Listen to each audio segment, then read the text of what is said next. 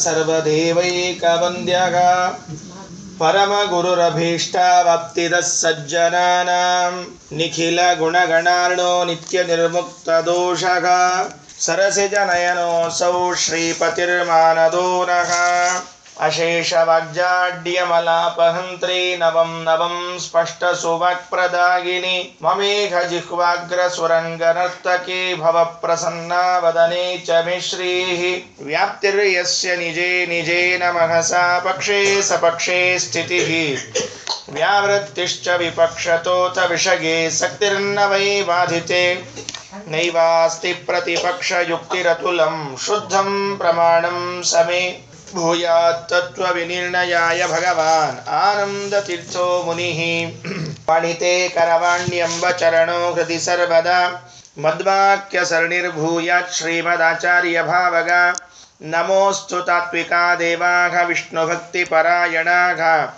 धर्ममार्गे प्रेरयन्तु भवन्तः सर्व एव हि यस्य वा कामधेनुर्नः कामितार्थान् प्रयच्छति सेवेतं जय योगीन्द्रं कामबाणच्छिदं सदा पदवाक्यप्रमाणाब्धिविक्रीडन विशारदान् लक्ष्मीनारायणमुनीन् वन्दे विद्यागुरून् मम अर्थिकल्पितकल्पोऽयं प्रत्यर्थिगजकेसरी व्यासतीर्थगुरुर्भूयादस्मदिष्टार्थसिद्धये तपोविद्याविरक्त्यादिसद्गुणौघाकरानघं वदिराजगुरून् वन्दे हयग्रीवदयाश्रयान् प्रणमत्कामधेनुं च भजत्सुरतरूपमं श्रीभावबोधकृत्पादचिन्तामणिमुपास्महे मूकोऽपि यत्प्रसादेन मुकुन्दशयनायते राजराजायते रिक्तो राघवेन्द्रं तमाश्रये आसेतो रातुषाराद्रेः युदिशो जितवान्मुहुः सत्यध्यानगुरुः पातु यतीन्द्रैरपि पूजितः सत्याभिज्ञगणाब्जोत्थान् पञ्चाशद्वर्षपूजकान् सत्यप्रबोधतीर्थार्यान् नौमिन्यायसुधारतान् बन्धुस्त्वं गुरुरिष्टदैवतमिति त्वत्पादपङ्केरुहं प्राप्तं मां परिपालयेति सततं याचे निबद्धाञ्जलिः चित्तं मद्गुणदोषचिन्तनविधौ नूनं वनाङ्मा कृचागा श्रीसत्यात्मगुरो त्वदङ्घ्रियुगलं हित्वा न मे सद्गतिः वैकुण्ठरामो यंवव्रे स्वयमेव स्वपूजकं रघुप्रियार्य योगीन्द्रं नौमि सज्ञानसिद्धये वैष्णवोत्तमकुलैः परिभाव्यं वाञ्छितार्थफलदं रमणीयं पापजालपरिहारसमर्थं मुद्गलङ्घ्रिसरसीरुहमीडे पृथ्वीमण्डलमध्यस्थाः पूर्णबोधमतानुगाः वैष्णवा विष्णुहृदयाः तान् नमस्ये गुरून् मम आपादमौलिपर्यन्तं गुरूणामाकृतिं स्मरेत् तेन विघ्नाः प्रणश्यन्ति सिद्ध्यन्ति च मनोरथाः ಹರಿಕಥಾಮೃತಸಾರ ಗುರುಗಳ ಕರುಣದಿಂದ ಪರಿತು ಪೇಳುವೆ ಪರಮ ಭಗವದ್ಭಕ್ತರಿದನಾದರದಿ ಕೇಳುವುದು ಶ್ರೀರಮಣಿಕರ ಕಮಲ ಪೂಜಿತ ಚಾರು ಚರಣ ಸರೋಜ ಬ್ರಹ್ಮ ಸಮೀರ ವಾಣಿ ಫಣೀಂದ್ರವೀಂದ್ರ ಭವೇಂದ್ರ ಮುಖ ವಿನುತ ನೀರಜ ಭವಾಂಡೋದಯ ಸ್ಥಿತಿ ಕಾರಣನೆ ಕೈವಲ್ಯದಾಯಕ ನಾರಸಿಂಹನಿ ನವಿಪೆ ಕರುಣಿಪು ಯಮಗೆ ಮಂಗಳವ ಜಲಜ್ಯೇಷ್ಠ ನಿಭಾಕಾರಂ ಜಗದೀಶ ಪದಶ್ರಿತಂ ಜಗತೀತಲ ವಿಖ್ಯಾತಂ ಜಗನ್ನಾಥ ಗುರುಂ ಭಜೆ. ನಾಡಿ ಪ್ರಕರಣ ಸಂಧಿಯಲ್ಲಿನ 3ನೇ ಪದ್ಯದಲ್ಲಿ ವಿಚಾರವನ್ನ ನೋಡ್ತಾ ಇದ್ದೆವು. ಭಗವಂತನ 2 ರೂಪಗಳು, ಆ 2 ರೂಪಗಳಲ್ಲಿ ಬೃಹತಿ ನಾಮಕನಾಗಿ ಭಗವಂತ ವಾಸುದೇವ ಸ್ತ್ರೀ ಪುರುಷ ರೂಪವನ್ನ ವಹಿಸಿ ಬಹಳ ಸುಂದರವಾದ ವಿಚಾರವನ್ನು ತೆಗೆದುಕೊಳ್ಳುತ್ತಾರೆ. ದೇವರದ್ದು ಸ್ತ್ರೀ ರೂಪವೂ ಇದೆ, ಪುರುಷ ರೂಪವೂ ಇದೆ. ಸ್ತ್ರೀ ರೂಪದ ಕಾರ್ಯವೇನು ಅಂತನ್ನೋದನ್ನು ನಿನ್ನೆ ದಿವಸ ನಾನು ಹೇಳಿದ್ದೆ. ಸ್ತ್ರೀಯರಿಗೆ, ದೇವತಾ ಸ್ತ್ರೀಯರಿಗೆ ಸಾಯುಜ್ಯವನ್ನು ಕೊಡಬೇಕು ಅಂತನ್ನೋದಕ್ಕಾಗಿ ಭಗವಂತ ತಾನು ಸ್ತ್ರೀ ರೂಪವನ್ನು ತೆಗೆದುಕೊಂಡಿದ್ದಾನೆ. ಪುರುಷ ದೇವತೆಗಳಿಗೆ ಪುರುಷ ದೇವತೆಗಳ ಶರೀರದಲ್ಲಿ ಸಾಯುಜ್ಯ. ಈ ಅರ್ಥದಲ್ಲಿ ಆ ಭಗವಂತನ ಪುರುಷ ರೂಪ ಮತ್ತು ಸ್ತ್ರೀ ರೂಪಗಳು ಕೆಲಸವನ್ನು ಮಾಡ್ತಾ ಇವೆ. ಅದಾದ ಮೇಲೆ ಇದರ 2ನೇ ಸಾಲಿನಲ್ಲಿ ಹೇಳುವಾಗ ದೃಹಿಣ ಮೊದಲಾದ ಅಮರಗಣ ಸನ್ಮಹಿತ ಸರ್ವ ಪ್ರಾಣಿಗಳ ಮಹಾಮಹಿಮ ಸಂತೈಸುವನು ಸಂತತ ಪರಮ ಕರುಣಾಳು ಅನ್ನೋದು ಇದರ ಮುಂದಿನ ಸಾಲು. ದೃಹಿಣ ಅಂತನ್ನೋದನ್ನ ಯಾರಿಗೆ ಕರೀತಾರೆ? ಸಾಮಾನ್ಯವಾಗಿ ನಾವು ಈ ಶಬ್ದವನ್ನ ಅನೇಕ ಬಾರಿ ಕೇಳಿರ್ತೇವಾದ್ದರಿಂದ ಪರಿಚಿತ ಶಬ್ದಗಳನ್ನು ಹೆಚ್ಚು ವಿಚಾರ ಮಾಡ್ಲಿಕ್ಕೆ ಹೋಗೋಲ್ಲ. ದೃಹಿಣ ಅಂದ್ರೆ ಯಾರು? ಚತುರ್ಮುಖ ಬ್ರಹ್ಮದೇವರಿಗೆ ದೃಹಿಣ ಅಂತ ಕರೀತಾರೆ. ಅದೇನಿದೆ ದೃಹಿಣ ಅಂತ ಶಬ್ದ ಇರೋದು, ಅರ್ಥ ಏನು? ಚತುರ್ಮುಖ ಬ್ರಹ್ಮದೇವರು ಅಂತ ಅರ್ಥ. ಏನ್ ಸಂಬಂಧ ಇಲ್ಲ ದೃಹಿಣಕ್ಕೂ ಚತುರ್ಮುಖ ಬ್ರಹ್ಮದೇವರಿಗೂ. ಈಗ ಹಿರಣ್ಯ ಗರ್ಭ ಅಂದ್ರೆ ಒಂದರ್ಥ, ವೇದಗರ್ಭ ಅಂದ್ರೆ ಒಂದರ್ಥ. ವೇದಗರ್ಭ ಹಿರಣ್ಯ ಗರ್ಭ ಅಂತನ್ನೋ ಶಬ್ದಕ್ಕೆ ಒಂದೊಂದು ಅರ್ಥ ಇದ್ರು, ದೃಹಿಣ ಅನ್ನೋ ಶಬ್ದಕ್ಕೆ ಏನರ್ಥ? ಚತುರ್ಮುಖ ಬ್ರಹ್ಮದೇವರು. ಕೇಳಿದ್ದಿಲ್ಲ. ಸಾಮಾನ್ಯವಾಗಿ ದೃಹಿಣ ಅನ್ನೋ ಶಬ್ದ ಬ್ರಹ್ಮದೇವರನ್ನು ಹೇಳ್ತದೆ ಅಂತ ಕೇಳಿರಂಗಿಲ್ಲ ನಾವೆಲ್ಲ. ಅದಕ್ಕೆ ಇಲ್ಲಿ ತಿಳಿಸ್ತಾ ಇದ್ದಾರೆ, ದೃಹಿಣ ಮೊದಲಾದ ಅಮರಗಣ, ಬ್ರಹ್ಮದೇವರೇ ಮೊದಲಾದ ಎಲ್ಲಾ ದೇವತೆಗಳ ಗಣದಿಂದ ಸನ್ಮಹಿತ, ಒಳ್ಳೆಯ ಮಹಿಮೆಗೆ ಒಳಗಾದವನು ಅಂತ ತಿಳಿಸ್ತಾ ಇದ್ದಾರೆ. ಪೂಜೆಗೆ ಒಳಗಾದವನು, ಸರ್ವ ಪ್ರಾಣಿಗಳ ಮಹಾಮಹಿಮ, ಸರ್ವ ಪ್ರಾಣಿಗಳಿಗಿಂತಲೂ ಮಹಾಮಹಿಮೆ ಉಳ್ಳವನು, ಸಂತೈಸುವನು, ಸಂತತ ಪರಮ ಕರುಣಾಳು, ಯಾವಾಗಲೂ ನಮಗೆ ಕರುಣೆಯನ್ನು ಮಾಡ್ತಾನೆ ಅಂತ ತಿಳಿಸ್ತಾ ಇದ್ದಾರೆ. ಬ್ರಹ್ಮದೇವರಿಗೆ ದೃಹಿಣ ಅಂತನ್ನೋ ಹೆಸರಿದೆ. ಯಾತಕ್ಕಾಗಿ ದೃಹಿಣ ಅಂತ ಹೆಸರು ಬಂತು? ವೇದಗರ್ಭ ಅಂತ ಬ್ರಹ್ಮದೇವರಿಗೆ ಹೆಸರು. ಯಾಕೆ? ಹೊಟ್ಟೆಯ ತುಂಬ ವೇದವನ್ನೇ ಇಟ್ಕೊಂಡಿದ್ದಾರಾದ್ರಿಂದ ಅವರು ವೇದಗರ್ಭ ಆಯ್ತಾ. ಆಮೇಲೆ ಚತುರಾನನ ಅಂತ ಹೆಸರು, 4 ಮುಖಗಳಿದ್ದದ್ದರಿಂದ. ದೃಹಿಣ ಅಂತ ಹೆಸರು ಯಾಕೆ ಅಂದ್ರೆ ದ್ರೋಹ ಮಾಡಿದ್ದರಿಂದ ಅವರಿಗೆ ದೃಹಿಣ ಅಂತ ಹೆಸರು. ಯಾರು ಕೇಳಿರೋದಿಲ್ಲ. ಬ್ರಹ್ಮದೇವರು ದ್ರೋಹ ಬೇರೆ ಮಾಡ್ತಾರ? ಏನ್ ಆಶ್ಚರ್ಯ ಇಲ್ಲ. ಆದರೂ ದೃಹಿಣ ಅನ್ನೋ ಶಬ್ದಕ್ಕೆ ದ್ರೋಹ ಮಾಡಿದವರು ಅಂತ ಅರ್ಥ. ಯಾರಿಗೆ ದ್ರೋಹ ಮಾಡಿದ್ದಾರೆ ಗೊತ್ತಿಲ್ಲ, ಇಷ್ಟೇ. ದ್ರೋಹ ಮಾಡಿದವರಾದ್ದರಿಂದ ಚತುರ್ಮುಖ ಬ್ರಹ್ಮದೇವರಿಗೆ ದೃಹಿಣ ಅಂತ ಕರೀಬೇಕು. ಯಾರ್ಯಾರಿಗೆ ಅವರು ಯಾವ ಯಾವ ದೈತ್ಯರಿಗೆ ವರಗಳನ್ನು ಕೊಡ್ತಾರಲ್ಲ ಅವರಿಗೆಲ್ಲ ಒಳ್ಳೆ ದ್ರೋಹನೇ ಆಗೋದು. ಯಾಕೆ ಅಂದ್ರೆ ಅವರೆಲ್ಲ ಇವರನ್ನ ನಂಬಿ ವರ ತಗೊಂಡಿರ್ತಾರೆ. ಇನ್ನೇನು ಚತುರ್ಮುಖ ಬ್ರಹ್ಮದೇವರಿಂದ ನಾವು ವರ ಪಡೆದಿದ್ದೇವಾದ್ದರಿಂದ ನಮಗೆ ಇನ್ನೇನು ತೊಂದರೆ ಇಲ್ಲ ಅಂತ ನಂಬಿರ್ತಾರೆ. ನಂಬಿಕೆಗೆ ದ್ರೋಹ ಮಾಡ್ತಾರೆ ಚತುರ್ಮುಖ ಬ್ರಹ್ಮದೇವರು. ಏನ್ ದ್ರೋಹ ಮಾಡ್ತಾರೆ ಅಂದ್ರೆ ವರ ಕೊಟ್ಟು ದೇವರ ಕಡೆಯಿಂದ ಅವನ ಸಂಹಾರ ಮಾಡಿಸ್ಬಿಡ್ತಾರೆ. ಇದು ನೋಡ್ರಿ, ಇದಕ್ಕಾಗಿ ಅವರಿಗೆ ದೃಹಿಣ ಅಂತ ಕರಿಬೇಕಂತೆ. ಯಾತಕ್ಕಾಗಿ ದೃಹಿಣ ಅಂತ ಕರೀತಾರೆ? ಶರಣ್ಣ ಅರ್ಥ ಆಯ್ತನು? ಗೊತ್ತಾತ ಯಾಕಂತ ಹೇಳಿದ್ದು?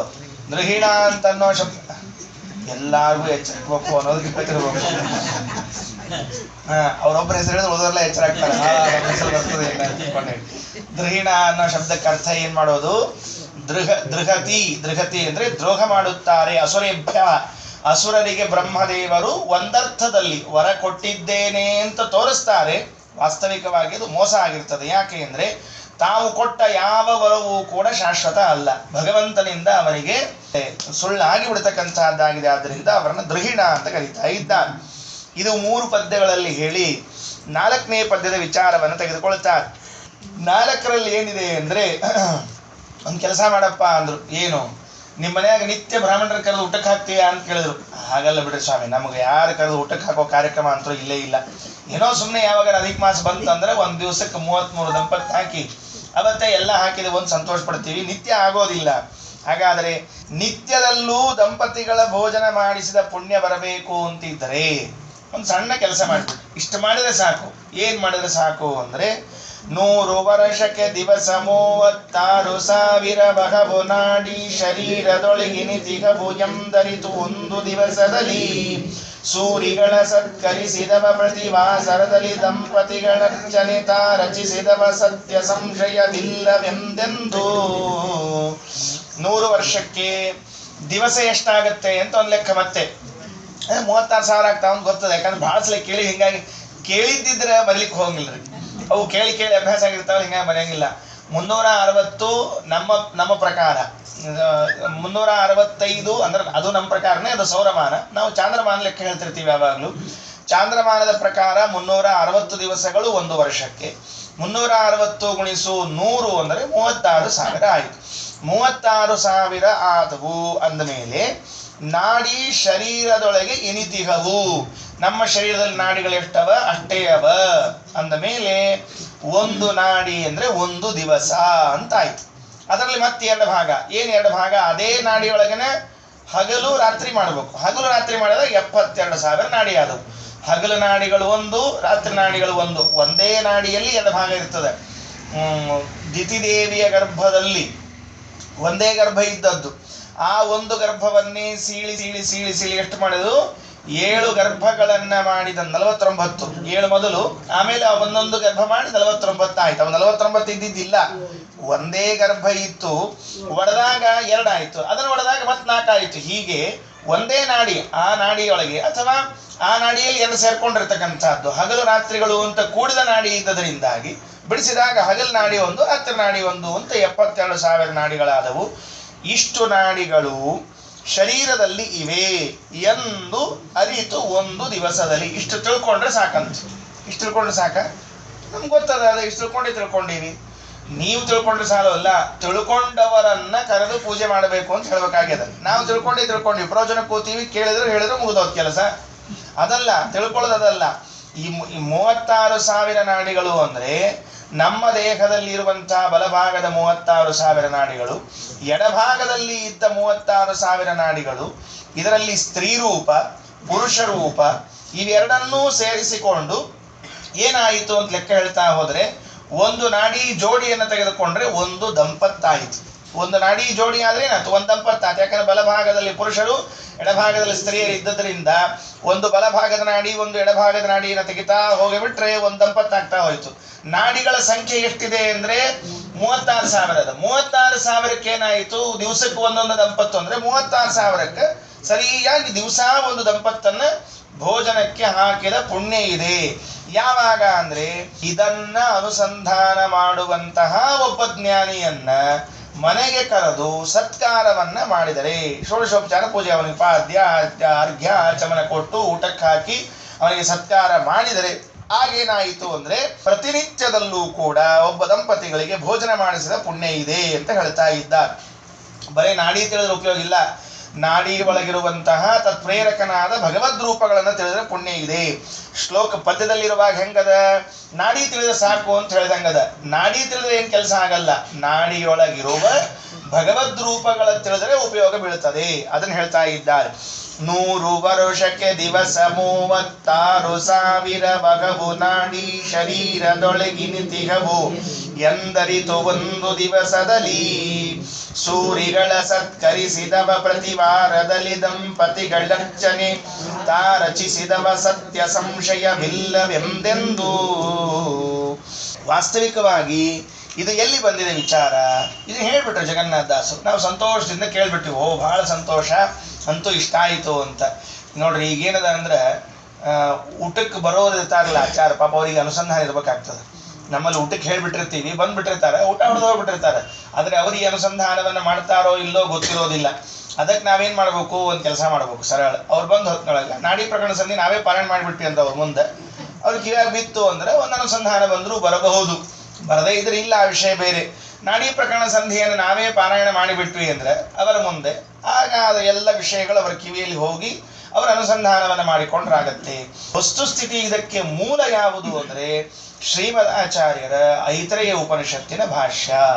ಐತರೇಯ ಉಪನಿಷತ್ತಿನ ಭಾಷ್ಯದಲ್ಲಿ ಆಚಾರ್ಯ ಈ ವಿಚಾರವನ್ನು ತೆಗೆದುಕೊಳ್ತಾರೆ. ಅಲ್ಲಿ ಹೇಳಿದ್ದು ಇದನ್ನು ಶ್ರೀಮದ್ ಆಚಾರ್ಯ ಹೇಳಿದ್ದನ್ನ ಜಗನ್ನಾಥದಾಸರು ನೋಡ್ರಿ ಸ್ವಲ್ಪ ಮಾರ್ಪಾಡು ಮಾಡ್ಯಾರ. ಅಲ್ಲಿ ಆಚಾರ್ಯ ಹೇಳಿದ್ ಬೇರೆ ಅದ, ಇಲ್ಲಿ ಹೇಳಿದ್ದನ್ನು ಮಾರ್ಪಾಡು ಮಾಡಿದ್ದಾರೆ. ಅಲ್ಲಿ ಹೇಳಿದ್ದೇನು ಅಂದ್ರೆ 72 ಸಹಸ್ರಾಣಿ ರೂಪಾಣ್ಯೇವಂ ರಮಾಪತೇಹೇ ಶತಾಬ್ದಾನಾಂ ಅಹೋರಾತ್ರ ದೈವತಾನ್ಯುತ್ತಮಾನಿ ಚ ಬೃಹತೀ ಸಹಸ್ರವರ್ಣಾನಾಂ ಅಪಿ ಧ್ಯಾತ್ವಾಖಿಲಾನ್ಯಪಿ ಶತವರ್ಷ ಹರಿಧ್ಯಾನ ಫಲಮಾಪ್ನೋತಿ ಪೂರುಷಃ. ಇಷ್ಟಿರೋದಲ್ಲಿ ಅಲ್ಲಿರೋ ವಿಷಯ ಬೇರೆ ಇದೆ. ಆದ್ರೆ ಜಗನ್ನಾಥದಾಸರು ಸರಳ ಊಟಕ್ಕೆ ತರ್ಕೊಂಬಂದ್ಬಿಟ್ರೆ ನಮಗೆ. ಯಾಕಂದ್ರೆ ನಮ್ಗೆ ಊಟ ಅಂದ್ರೆ ಬಹಳ ಲಘು ಅರ್ಥ ಆಗ್ತದೆ. ಒಲಿ, ಅಡಿಗೆ ಮನಿ, ಊಟ ಇವು ಇಂಥವಂದ್ರೆ ಬಹಳ ಲಘು ಅರ್ಥ. ಹಿಂಗಾಗಿ ನಮ್ಮ ವೇದಾಂತದೊಳಗೆ ಪುರಾಣದಾಗ ಎಲ್ಲ ಕಡೆ ಏನಿರ್ತಾವ್ರಿ, ಅಡಿಗೆ ಮನಿ, ಒಲಿ, ಬೆಂಕಿ, ಹೊಗಿ, ವನ್ನಿ, ಧೂಮ ಇಂಥವು ಭಾಳ ಇರ್ತಾವೆ, ಬೇರೆ ಇರೋದಿಲ್ಲ. ಯಾವ್ದು ಲಘು ಅರ್ಥ ಆಗ್ಬೇಕೋ ಅಂಥವನ್ನ ಮಾತ್ರ ಹೇಳ್ತಿರ್ತಾರೆ. ಅಲ್ಲಿ ಹೇಳಿದ್ದೇನು ಶ್ರೀಮದಾಚಾರ್ಯರು ಅಂದ್ರೆ ಬೃಹತಿ ಸಹಸ್ರ, ಅದನ್ನು ತೆಗೆದುಕೊಳ್ಳ್ರಿ. ಮೊದಲು ಆಚಾರ್ಯ ಹೇಳಿದ್ದು ಬೃಹತಿ ಸಹಸ್ರ.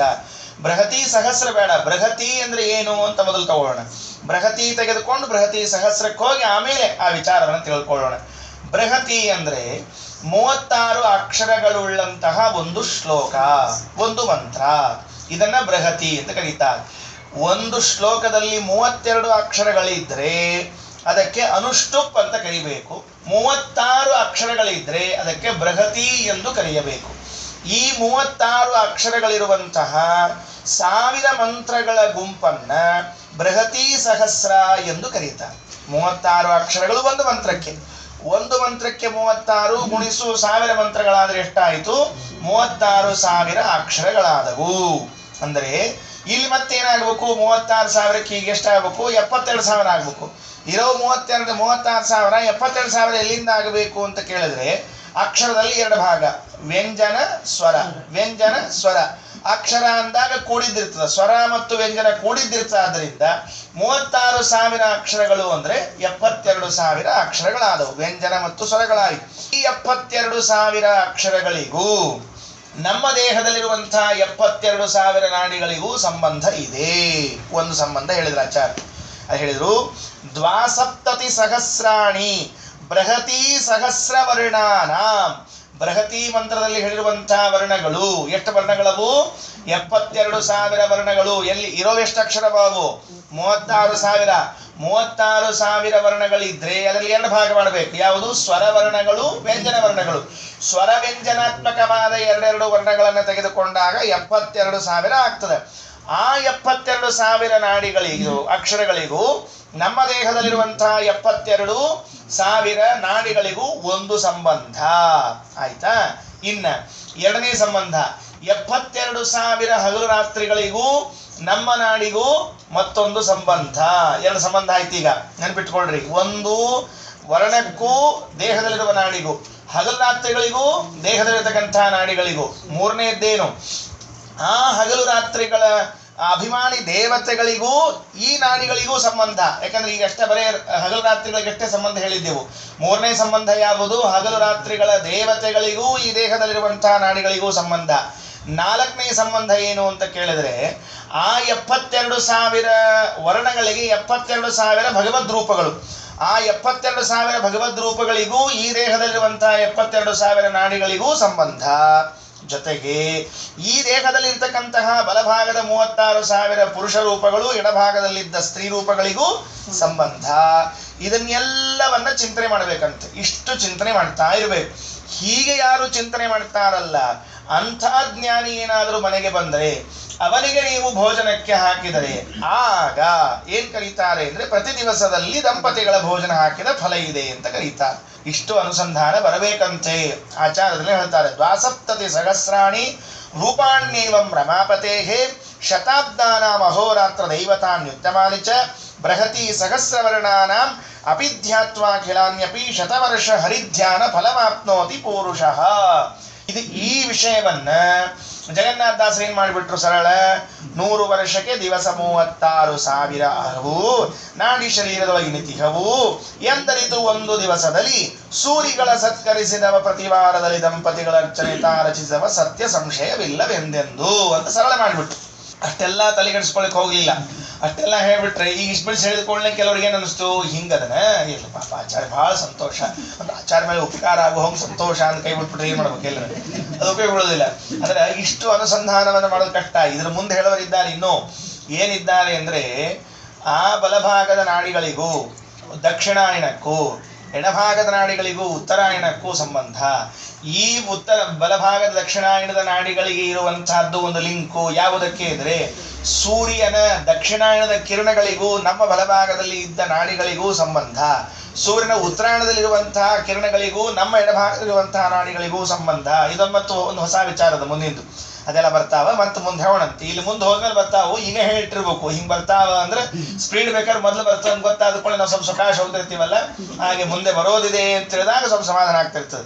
ಅದನ್ನ ಹೇಳಿದ್ರು. ಇಷ್ಟು 4ನೇ ಪದ್ಯದಲ್ಲಿ ಸರಳವಾಗಿ ಹೇಳಿ, ಇದರ ಮುಂದೆ 5 ಮತ್ತು 6ಗಳಲ್ಲಿ 6ನೇದ್ದು ಮತ್ತೆ ಲೆಕ್ಕ ಹೇಳ್ತಾರೆ, 5ನೇದರಲ್ಲಿ ಸುಮ್ಮನೆ ಒಂದು ವಿಷಯವನ್ನೇ ಹೇಳ್ತಾರೆ. ಏನ್ ವಿಷಯ ಅಂತ ಗೊತ್ತಾಗಲ್ಲ. ಈಗ ನೋಡ್ರಿ, ಇದೊಂದು ಮೇಲ್ ನೋಡ್ಲಿಕ್ಕೆ ಒಂದು ಬೇರೆ ವಿಷಯ ಅದ, ಒಳಗಡೆಗೆ ಒಂದು ಅದ್ಭುತ ವಿಚಾರ ಇಟ್ಟಿದ್ದಾರೆ. ಚತುರವಿಂಶತಿ ತತ್ವಗಳು ತತ್ಪತಿಗಳೆನಿಸುವ ಬ್ರಹ್ಮ ಮುಖ ದೇವತೆಗಳನ್ನು ದಿನ ಪ್ರತಿ ನಾಡಿಗಳೊಳಿರುತಿಹರು. ಚತುರದಶ ಲೋಕದೊಳು ಜೀವ ಪ್ರತತಿಗಳ ಸಂರಕ್ಷಿಸುತ್ತ ಶಾಶ್ವತನ ತತ್ತತ್ ಸ್ಥಾನದಲ್ಲಿ ನೋಡುತ್ತಲಿ ಮೋದಿಪರು. ಸರಳ ಅರ್ಥ ಏನದ? 24 ತತ್ವಗಳು, ತತ್ವಾಭಿಮಾನ ದೇವತೆಗಳು, ಬ್ರಹ್ಮಾದಿಗಳು ನಾಡಿಯೊಳಗಿದ್ದಾರೆ. 14 ಲೋಕದಲ್ಲಿದ್ದ ಜೀವರನ್ನು ರಕ್ಷಣೆ ಮಾಡ್ತಾ ಇದ್ದಾರೆ, ಭಗವಂತನನ್ನು ನೋಡ್ತಾ ಇದ್ದಾರೆ. ಇದು ಈ ಶ್ಲೋಕದ ಸರಳ ಅರ್ಥ. ಆದ್ರೆ ಅಷ್ಟು ಸರಳ ಇಲ್ಲದು, ನೋಡ್ಲಿಕ್ಕೆ ಅಷ್ಟು ಸರಳ ಅನ್ನಿಸ್ತದ. ಏನದ ಅಂದ್ರೆ ಇದು ದೇವತೆಗಳು ಮಾಡುವಂತಹ ಉಪಾಸನಾ ಕ್ರಮವನ್ನು ಹೇಳ್ತಾ ಇದ್ದಾರೆ. ಏನು ಉಪಾಸನಾ ಕ್ರಮ? ದೇವತೆಗಳು ಮಾಡುವುದು ನಾಡೀಗತವಾದ ಭಗವದ್ರೂಪ ಉಪಾಸನಾ ಕ್ರಮವನ್ನು ಇಲ್ಲಿ ತಿಳಿಸ್ತಾ ಇದ್ದಾನೆ. ನಾಡೀಗತ ಭಗವದ್ರೂಪ ಉಪಾಸನಾ ಕ್ರಮದಲ್ಲಿ ಪ್ರಧಾನವಾಗಿ ಬರೋ ದೇವತೆಗಳು ಯಾರು? 24 ತತ್ವಾಭಿಮಾನಿ ದೇವತೆಗಳು. ಅದನ್ನು ಹೇಳಿದ್ರು. 24 ತತ್ವಗಳು ತತ್ಪತಿಗಳೆನಿಸುವ ಬ್ರಹ್ಮಮುಖ ದೇವತೆಗಳು. ಒಂದೊಂದಾಗಿ ಬಿಡಿಸ್ಕೋತ ಹೋಗೋಣಂತೆ. 24 ತತ್ವಗಳು. ಆ 24 ತತ್ವಕ್ಕೂ 24 ತತ್ವಾಭಿಮಾನಿ ದೇವತೆಗಳು ಯಾರು ಅಂತ ನಿಮ್ಗೆ ಗೊತ್ತವ? ಅವ್ರನ್ನ ಯಾರು ಬಿಡಿಸ್ಕೋತ ಕೊಡೋ ಕಾರಣ ಇಲ್ಲಿಗ, ಮತ್ತೆ ಅವ್ರನ್ನೆಲ್ಲ ಬಿಡಿಸ್ಕೋತ ಹೋಗ್ಬೇಕಾಗ್ತದೆ. ಈಗ ಒಂದ್ ಅಂಶ ಗಮನಿಸೋಣ. ಏನು ಅಂದ್ರೆ ನಿನ್ನೆ ಹೇಳುವಾಗ 2ನೇ ಪದ್ಯದಲ್ಲಿ ದೇಹಗಳಲ್ಲಿ ಎಷ್ಟೆಷ್ಟು ನಾಡಿಗಳು ಯಾವ ಯಾವ ಭಾಗದಲ್ಲಿವೆ ಅಂತ ಹೇಳಿತ್ತು. ಬಲಭಾಗದ ಪಾದದಲ್ಲಿ 12,000, ಮಧ್ಯ 14,000, ಕೈ ಒಳಗೆ 4,000, ಬಲಭಾಗದಲ್ಲಿ 6,000, ಎಡಭಾಗದಲ್ಲಿ 6,000, 14,000, 4,000, 12,000. ಅಲ್ಲಿಗೆ ಎಷ್ಟಾಯ್ತು? ಅಂದ ಮೇಲೆ ಸಂಬಂಧ ಏನು? ಈಗೇನು ವಿಷಯ ಏನು ಅಂದ್ರೆ ಈ 24 ತತ್ವಗಳು ಕೂಡ ಈ ನಾಡಿಗಳಲ್ಲಿ ಇವೆ. ಇದನ್ನು ಮರಿಬಾರದು. ಈಗ ಅದನ್ನು ಹೇಳಲಿಕ್ಕೆ ಹೊರಟಿದ್ದಾರೆ ಜಗನ್ನಾಥದಾಸರು. ನಾಡಿಗಳ ಉಪಾಸನೆ ಅಂದ್ರೆ ಬರೇ ನಾಡಿಗಳಲ್ಲ, ಒಂದೊಂದು ನಾಡಿಗಳಲ್ಲೂ 24 ತತ್ವಗಳ ಸಂಬಂಧ ಇದ್ದೇ ಇದೆ. ಯಾಕೆ ಅಂದ್ರೆ ಯಾವ ನಾಡಿ ಎಲ್ಲಿಂದ ಎಲ್ಲಿಗೆ ಹೋಗಿ ಲಿಂಕ್ ಆಗತ್ತೆ ಗೊತ್ತಾಗಲ್ಲ. ಇವತ್ತು ಆ ಮುಂದೆ ಬರೋದದ ಎಲ್ಲೆಲ್ಲಿ ಲಿಂಕ್ ಆಗ್ತಾವಂತ ಮುಂದೆ ಹೇಳೋರಿದ್ದಾರೆ. ಅದನ್ನ ಇಲ್ಲಿ ಹೇಳಿದ್ರು. 24 ತತ್ವಗಳು ಪ್ರತಿ ನಾಡಿಗಳೊಳಗೆ ಇರುತ್ತಿಹವು. ಅದನ್ನ ಅನ್ವಯ ಮಾಡ್ಕೊಳ್ಬೇಕು. 24 ತತ್ವಗಳು ಪ್ರತಿ ನಾಡಿಗಳಲ್ಲಿವೆ. ಅಂದ್ರೆ ಪಂಚಭೂತಗಳು, ಪಂಚಜ್ಞಾನೇಂದ್ರಿಯ, ಪಂಚಕರ್ಮೇಂದ್ರಿಯ, ಪಂಚ ತನ್ಮಾತ್ರಗಳು 20 ಆಯಿತು. ಬುದ್ಧಿ ತತ್ವ, ಮನಸ್ತತ್ವ, ಅಹಂಕಾರ ತತ್ವ, ಅವ್ಯಕ್ತತ್ವ 24. ಈ 24 ತತ್ವಗಳು ಕೂಡ ಏನಾಗಿವೆ? ಪ್ರತಿ ನಾಡಿಗಳಲ್ಲಿ ಇವೆ. ಒಂದಂಶ. ಎರಡನೇದು ತತ್ಪತಿಗಳೆನಿಸುವ ಬ್ರಹ್ಮಮುಖ ದೇವತೆಗಳು. ಆ ತತ್ವಕ್ಕೆ ಅಭಿಮಾನಿಗಳಾದ ಚತುರ್ಮುಖ ಬ್ರಹ್ಮದೇವರೇ ಮೊದಲಾದವರು ಏನಾಗಿದ್ದಾರೆ? ಪ್ರತಿ ನಾಡಿಗಳಲ್ಲಿ ಇದ್ದಾರೆ. ಅಂದ್ರೆ ನಮ್ಮ ದೇಹದಲ್ಲಿರುವಂತಹ 72,000 ನಾಡಿಗಳಿಗೂ 24 ತತ್ವಗಳು ಒಂದು. ಇದರ ಮುಂದೇನು? ಆ 24 ತತ್ವಗಳಿಗೆ ಅಭಿಮಾನಿಗಳಾಗಿ ಇವರು ಬ್ರಹ್ಮಾದಿ ದೇವತೆಗಳು. ಅಂದ್ರೆ ಪ್ರತಿ ನಾಡಿಯಲ್ಲೂ 24 ತತ್ವಾಭಿಮಾನಿ ದೇವತೆಗಳು ಇದ್ದಾರೆ. ಅಂದ್ರೆ 72,024, 72,024. ಈ ಲೆಕ್ಕ ಬಂತೀಗ. ಬಂದ ಮೇಲೆ ಏನ್ ಮಾಡ್ತಾರೆ? ಇಷ್ಟು ರೂಪದಿಂದ ಇದ್ದು ಅಂದ್ರೆ ಚತುರ್ದಶ ಲೋಕದಳು ಜೀವ ಪ್ರತತಿಗಳ ಸಂರಕ್ಷಿಸುತ್ತ 14 ಲೋಕದಲ್ಲೂ ಜೀವರ ಗುಂಪನ್ನ ರಕ್ಷಣೆ ಮಾಡ್ತಾ ಇದ್ದಾರೆ. ನೋಡ್ರಿ, ನಾಡಿ ಒಳಗ ಇವತ್ತು ನಿಮಗೆ ಟಿವಿ ಪರದೆ ಮೇಲೆ ಬೇರೆ ಬೇರೆ ಎಲ್ಲ ಕಾಣಿಸ್ತಾವ. ಏನೇನು ಕಾಣಿಸ್ತಾವ ನಿಮಗೆಲ್ಲ? ಒಳಗೆ ಸೆಲ್ಸ್ ಅಡ್ಡಾಡವು, ಬ್ಯಾಕ್ಟೀರಿಯಾಸ್ ಅಡ್ಡಾಡವು, ಮತ್ತೊಂದು ರಕ್ತವ ಎಲ್ಲ ಕಾಣಿಸ್ತಾವ. ಕಾಣಿಸದೇ ಇರೋ ಅಂಶ ಯಾವುದು ಅಂದ್ರೆ ಈ ದೇವತೆಗಳು ಇದ್ದದ್ದೇ ಕಾಣಿಸೋದಿಲ್ಲ. ಅವರೆಲ್ಲ ಆ ಪದಾರ್ಥಗಳ ಒಳಗೆ ನಿಂತುಕೊಂಡು ಆ ನಾಡಿಗಳನ್ನ ಸರಿಯಾಗಿ ಕ್ರಮದಲ್ಲಿ ನಡೆಸುವ ಹಾಗೆ ವ್ಯವಸ್ಥೆ ಮಾಡ್ತಾ ಇದ್ದಾರಂತೆ. ಯಾರದ ಆಯುಷ್ಯ ಮುಗಿದಿರ್ತದೆ ಆ ನಾಡಿಗಳನ್ನ ಕೆಲಸ ಮಾಡೋದು ನಿಲ್ಲಿಸೋ ವ್ಯವಸ್ಥೆನೂ ಅವರೇ ಮಾಡ್ತಾರೆ. ಯಾಕಂದ್ರೆ ಎರಡೂ ಕೆಲಸ ಅವ್ರದೇ ಅಲ್ಲ. ಮತ್ತೆ ಯಾಕಂದ್ರೆ ಯಾವ ನಾಡಿಗಳು ಇರಬೇಕು, ಭಗವತ್ ಸಂಕಲ್ಪ ಇಷ್ಟು ದಿವಸ ಕೆಲಸ ಆಗಬೇಕು ಅಂತದ ಅಷ್ಟು ದಿವಸ ಕೆಲಸ ಮಾಡಿಸ್ತಾರೆ. ಯಾವುದು ಭಗವತ್ ಸಂಕಲ್ಪ ಇಲ್ಲ, ಕೆಲಸ ನಿಲ್ಲಿಸಬೇಕು ಅಂತದ ಅದನ್ನ ನಿಲ್ಲಿಸ್ಬಿಡ್ತಾರೆ. ಬಹಳ ಆಶ್ಚರ್ಯ. ಕೆಲವರು ಅಂತಿರ್ತಾರೆ ಎಲ್ಲ ಬರೋಬ್ಬರದ, ಇಲ್ಲೇ ಒಂಚೂರು ತ್ರಾಸ ಆಗ್ಯದ, ಇಲ್ಲೇ ಒಂಚೂರು ತ್ರಾಸ, ಎಲ್ಲ ಬರೋಬ್ಬರಿ ಇದ್ದು ಇಲ್ಲ ಒಂಚೂರು ಯಾಕೆ ತ್ರಾಸ ಆತಪ್ಪ ಹಂಗಾರ? ಅದಕ್ಕೆ ಆ ನಾಡಿ ಕೆಲಸವನ್ನು ನಿಲ್ಲಿಸಿದ್ದಾರೆ ಅಂತ ಅರ್ಥ. ಅದನ್ನು ಹೇಳ್ತಾ ಸಂರಕ್ಷಿತ ಮುಂದೇನು? ಸಂರಕ್ಷಣೆ ಮಾಡೋದು ಒಂದೇ ಕೆಲಸ ಅಲ್ಲ, ಶಾಶ್ವತನ ತತ್ತತ್ ಸ್ಥಾನದಲ್ಲಿ ನೋಡುತ್ತಲಿ. ಇದು ಒತ್ತು. ಅಲ್ಲಿ ಆ ಸ್ಥಳಗಳಲ್ಲಿ ಅಂದ್ರೆ 72,000 ನಾಡಿಗಳಲ್ಲಿ ಶಾಶ್ವತನನ್ನ, ಪರಮಾತ್ಮನನ್ನ ಏನ್ ಮಾಡ್ತಾ ಇದ್ದಾರೆ? ನೋಡ್ತಾ ಇದ್ದಾರೆ. ಅಂದ್ರೆ ಭಗವಂತನ ರೂಪವನ್ನ ಸಾಕ್ಷಾತ್ಕರಿಸಿಕೊಂಡಿದ್ದಾರೆ ಅಂತಾಯ್ತು ದೇವತೆಗಳಿಗೆ. ಏನ್ ಸಾಕ್ಷಾತ್ಕರಿಸಿಕೊಂಡಿದ್ದಾರೆ ಅಂದ್ರೆ ಈಗ ಹಿಂದಿನ ಪದ್ಯದಲ್ಲಿ ಹೇಳಿದ್ವಲ್ಲ, ಪುರುಷ ರೂಪಗಳು ಸ್ತ್ರೀ ರೂಪಗಳು ಅಂತ ತಿಳಿದುಕೊಂಡು. ಹಾಗಾದ್ರೆ 72,000 ನಾಡಿಗಳಲ್ಲಿದ್ದ ಎಲ್ಲ ತತ್ವಾಭಿಮಾನಿ ದೇವತೆಗಳು ಅಲ್ಲಿ ಬಲಭಾಗದಲ್ಲಿರುವಂತಹ ಪುರುಷ ರೂಪವನ್ನ, ಎಡಭಾಗದಲ್ಲಿರುವಂತಹ ಸ್ತ್ರೀ ರೂಪವನ್ನ ಸಾಕ್ಷಾತ್ಕಾರ ಮಾಡಿಕೊಂಡು ಉಪಾಸನೆ ಮಾಡ್ತಾ ಇದ್ದಾರೆ ಅಂತ ಅರ್ಥ. ಅವರ ಜವಾಬ್ದಾರಿ ಎಷ್ಟದ ನೋಡ್ರಿ. ಹೊರಗಡೆಗೆ ನಿಂತುಕೊಂಡು ನಿತ್ಯ ಕೆಲಸ ಮಾಡೇಬೇಕು. ಅದನ್ನ ಬಿಡೋ ಹಂಗಿಲ್ಲ. ಹೊರಗಡೆ ಏನ್ ಕೆಲಸ ಅದ ಅದನ್ನ ಮಾಡ್ಬೇಕು. ಸೂರ್ಯ ಬೆಳಕು ಕೊಡೋ ಕೆಲಸ ಮಾಡ್ಬೇಕು, ಚಂದ್ರ ಅದನ್ನ ಕೆಲಸ ಮಾಡ್ಬೇಕು. ಇದನ್ನ ಮಾಡ್ಕೋತ ಮತ್ತೇನ್ ಮಾಡ್ಬೇಕು ಅವರು ಅಂತ ಕೇಳಿದ್ರೆ, ದೇಹದಲ್ಲಿ ಇದ್ದು ಆ ನಾಡೀಗತವಾದ ಭಗವದ್ ರೂಪದ ಉಪಾಸನೆಯನ್ನು ಮಾಡಬೇಕು. ಅದು ಅವರ ಜವಾಬ್ದಾರಿ. ಬರೇ ಉಪಾಸನೆ ಮಾಡ್ಕೋತಿದ್ರೆ ಸಾಲಂಗಿಲ್ಲ, ನಮ್ಮ ರಕ್ಷಣಾ ಬೇರೆ ಮಾಡ್ಬೇಕು. ಇದು ಸಾಲಂಗಿಲ್ಲ, ನಮ್ ಜೊತೆಗೆ ಸಾಧನೆಯನ್ನು ಮಾಡಿಸ್ಬೇಕು. ಅವ್ರು ನಮ್ ಕಡೆಯಿಂದ ಸಾಧನೆ ಆಗ್ಬೇಕಲ್ಲ, ನಮ್ ಕಡೆಯಿಂದ ಸಾಧನೆ ಮಾಡಿಸ್ಬೇಕು. ತಾವು ಸಾಧನೆಯನ್ನ ಮಾಡಬೇಕು, ಭಗವದ್ ರೂಪದ ದರ್ಶನವನ್ನ ಮಾಡಿಕೊಳ್ಬೇಕು, ಹೊರಗೆ ನಿಂತ್ಕೊಂಡು ಮಾಡಬೇಕು. ಇದೇನು ಒಂದರದಲ್ರಿ, ಇದು 14 ಲೋಕದೊಳಗಿದ್ದ ಎಲ್ಲಾ ಜೀವರಾಶಿಗಳ ಜೊತೆಗೂ ಹೀಗೆ ಮಾಡ್ತಿರ್ಬೇಕು. ದೇವತೆಗಳ ಉಪಕಾರ ಎಷ್ಟು ನಮ್ಮ ಮೇಲೆ.